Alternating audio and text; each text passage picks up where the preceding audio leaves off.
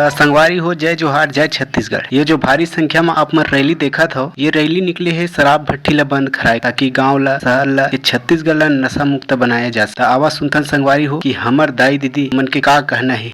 ग्राम Korea में रहता हूँ और आज हमन महिला संगठन और गाँव के सरपंच, पंच, उप सरपंच सब महिला मिल के ना हमन रैली निकाले हैं और हमारे गांव के महिला मला बहुत दंडवाही के दारू पी के सब नशा मुक्ति के लिए रैली भी करवाए हैं।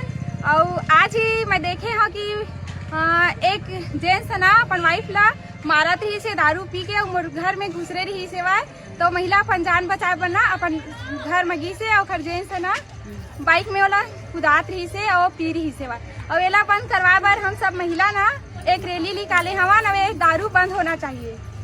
संगवारी हमर दीदी है अभी कागज हिस्तेला, ये केवल एक घर की कहानी नो, ये छत्तीसगढ़ के ग्रामीण इलाका में लगभग हर घर की यही कहानी है। सियान हो, जवान हो, और तो छोटे छोटे लड़का घलो मन है नशा पानी में बूढ़े दारू पी के आथे, तो पड़ोसी मन ला गाड़ी गिला देथे, घर में दाई दीदी बहनी मन ला मारपीट लगाथे। ये सब नशा पानी शराब के खातिर हुआ थे। गाँव गाँव में शराब बनथे तेकर खातिर हुआ थे।